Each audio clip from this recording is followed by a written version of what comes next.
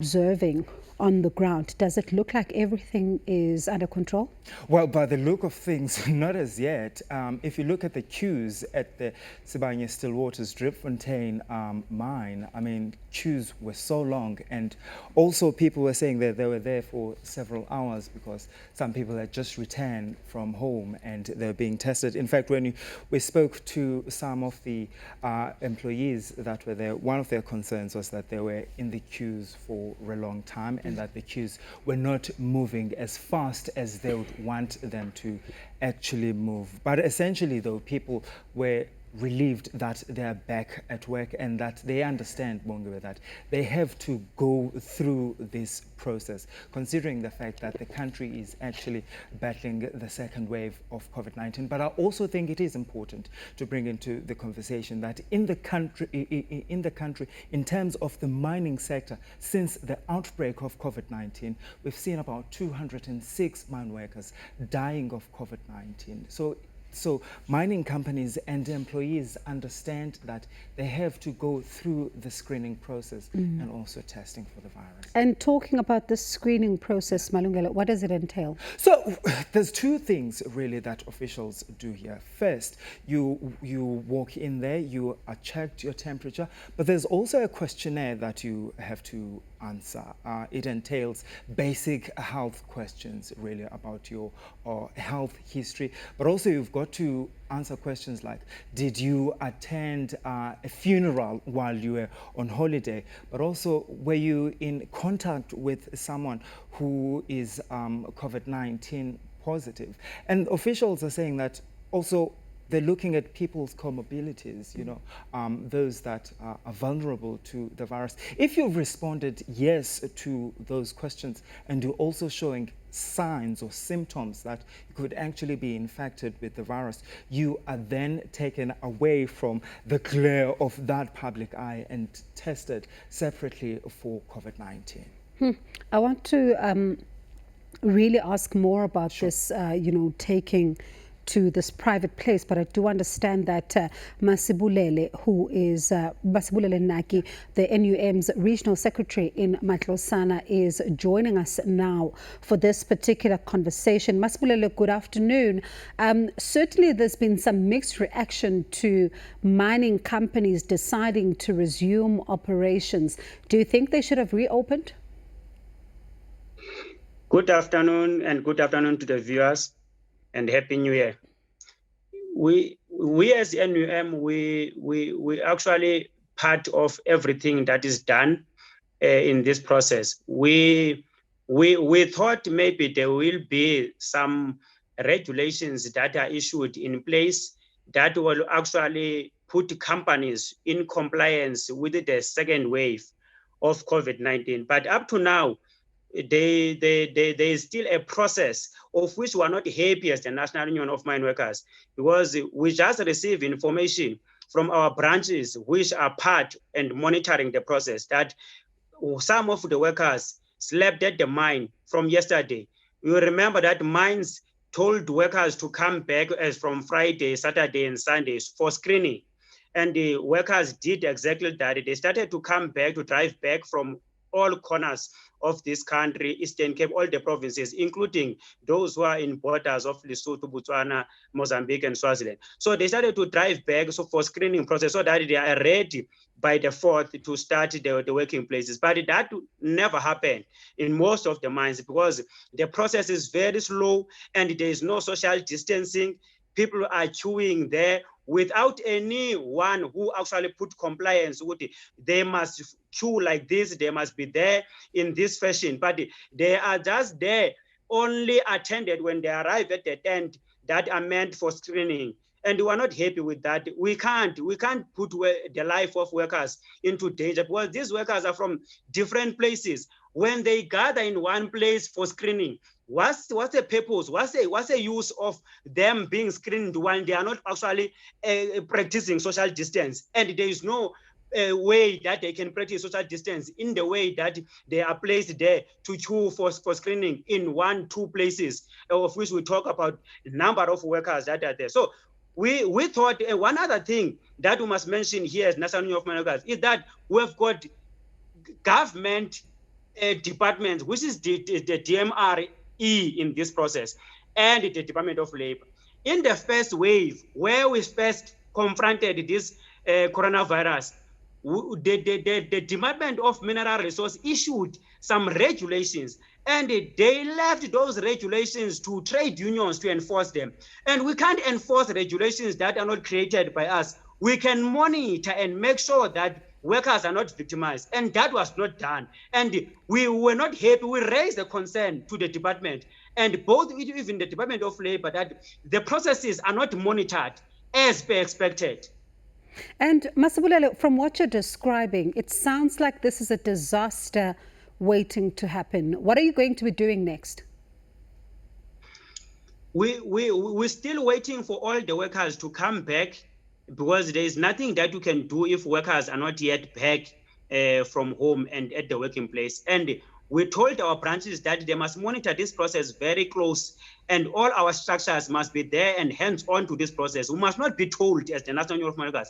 We must be part of the process. When we see that workers are in danger here, we have to stop the process. We've got that right. So we are going to actually do exactly that. Mines cannot actually put money at the expense of the life of workers, where they will say that workers must choose them. Those who are screened by Friday, Saturday, and Sunday, they will get 500. And now workers are gathered their numbers because of this 500. We're not saying the 500 is wrong, but there should be a way of making sure that even if you compensate those who are screened at the right time, because what actually the mine bosses are doing, they are not doing the issue of compensation for the benefit of safety. They are doing that for the benefit of production. They want everyone to come so fast and running to go underground and issue production. That is not at the benefit of the safety and the condition of workers, but it's at the condition, it's at the benefit of them getting profit as early as January. So that's what actually they are pushing forward. We are going to stop the process if workers are still exposed, because we actually experienced a very, very dangerous situation last year, where we even lost some of the workers at the National Union of Mineworkers. Some of our members lost life. So we can't afford continuing business as usual. Though we are so actually disappointed about the Department of Mineral Resources, because this department is a department that should enforce mines and make sure that they are doing the best in complying to the regulations. But they're not doing that. They're not doing that. Actually, the inspectors of DMR are also exposed, because at some mines where they do exactly what is expected to them, the very same mine bosses are taking individual inspectors into court, and those individual inspectors, they have to stand on their own. That's why this whole issue of safety is compromising the mining industry. I don't know where to start and talk about the Department of Labor, because I never saw an inspector of the Department of Labor coming to the mines to enforce. I only see Minister Tulas Nesi telling us that they will be inspectors of the Department of Labor coming to enforce. We all over as National Union of Mineworkers with our staff steward, we never saw an inspector from the Department of Labor. Actually, they will only tell you about the minimum wage as if they are only monitoring the minimum wage. They've got nothing to say on safety. And Masibulelo, when you look at, obviously the screening process is happening as they're coming in, but there's also another concern underground, how social distancing is going to be practiced underground, safety protocols, the wearing of masks and all of that. Have you been given any indication by the mining houses how everything is going to be underground and who is going to be policing this? I can mention only one mine that given an indication, and also it involves structures. It's Mwapusong and Harmony at Matlosan. That's the only mine. But we are so concerned because most of the mine are not actually giving indications on how are they going to practice social distance underground. That's what actually it triggered a strike in VMR. Workers at VMR actually stopped working last year before Christmas because they are demanding their safety. They are not safe. There is no safe compliance. They are just there, put at Kopanang mine to work without any safety that is actually enforced by the safety department to them, or by the managers of the mine. But that is not happening. That's why workers decided to stop, because they've got the right to withdraw their labor when they see that their life is in danger. And that's what we're encouraging to all the 9 NUM members and all workers, that they must prioritize their life. When they see that they go underground and they see that there is no measures in place, no sanitizer, no social distancing, no way of making sure that they were on second wave especially, and there should be compliance. When mines are failing, they must not fail at the cost of their life. They must fail at the cost of production. We continue our conversation looking at the mines and their readiness to be able to really take back workers and resume with operations this week, as we saw some of the mining companies are starting to, screen the workers. And you would have heard a little earlier on, NUM Regional Secretary in Matlosana, Masibulele Naki, was talking to us just about the screening process and what goes, on in that screening process, and saying that, some of the mining companies have promised workers around 500 Rand for them to be able to come back early for the screening process and be screened on time. And it does look like, though,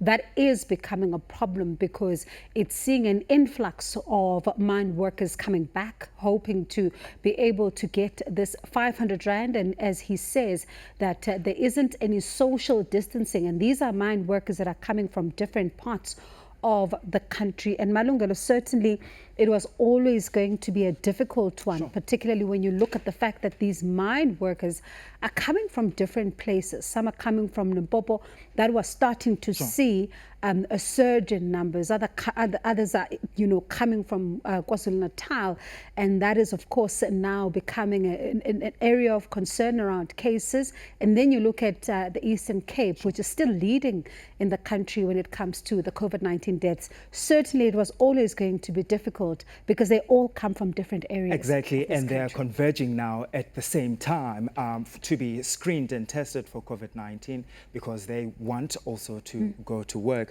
But also, when you look into, there's an issue that was raised by authorities in the Northwest as to why, the officials in the Northwest wanting workers returning from hotspot provinces to be quarantined for a number of days. We heard Kosatu's already, Bongi was saying that that is absurd. So I asked the Sibanye officials whether, what is going to happen in the Northwest, because Sibanye Stillwater has operations there. They're saying that, well, they're going to comply with what officials in the Northwest want. But also, Bonga, I think it is important to note that earlier when we started to experience COVID-19, officials at Sibanye Stillwater said that, well, before workers would return to work, they would then quarantine them for a number of days. But they're saying that this time around in provinces like the Gauteng, they're not doing that, because obviously these workers were tested before going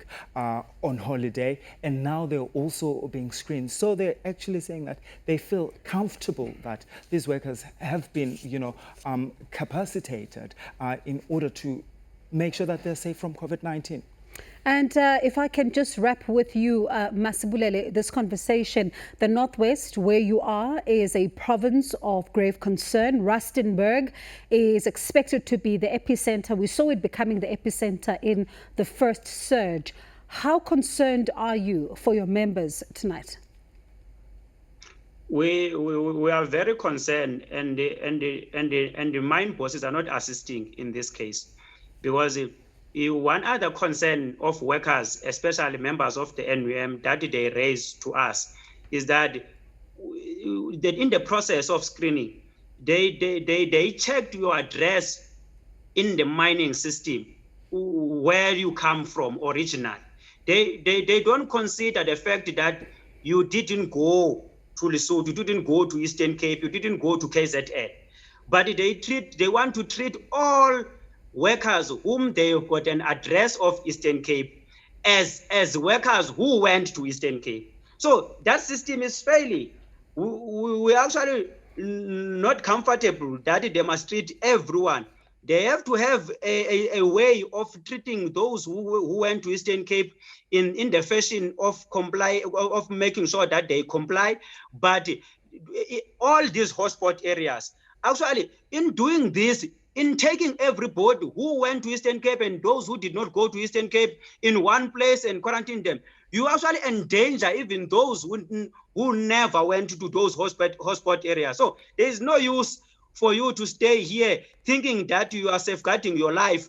Those others went home. When you come back, you just put in one place. There is no separation of those who are still in this place and those who are coming from far. That's another area of concern to us, that they have to consider a way of monitoring this whole process. Because another thing that is happening here is a VMR company. The VMR company is one of the companies that we are actually not sure where do they live, because they are not complying to the regulations that are put by our government, as if they are not operating in this country. But there's nothing done by the departments that are meant to make companies that are not complying. We called several times that there must be enforcement to the company like VMR.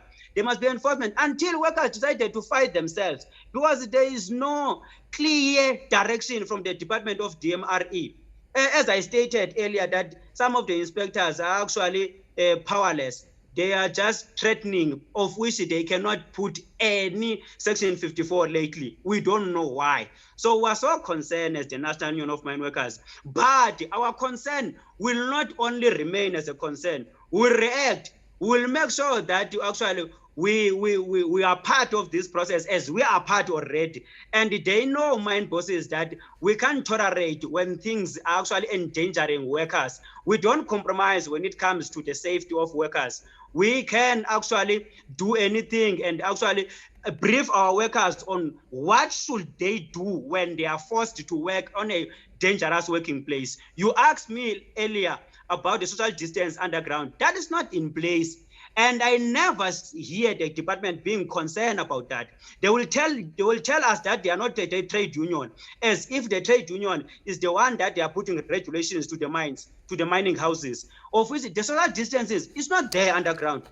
Since from the first wave until to this one, there will be no social distances at the working places, but it will be left to the trade unions, especially the biggest trade union, which is the National Union of Mine Workers, to attend that and fight mining bosses alone without the assistance of those who are regulating the enforcement of the compliance of the mining houses. All right, Masibulele, thank you so much for your time tonight. That is the NUM's Regional Secretary in Matlosana, Masibulele Naki. Certainly just raising some pertinent points there around workers, mine workers returning to work. And we also had Malungelo Boy with us here in studio, who has been tracking developments around the story.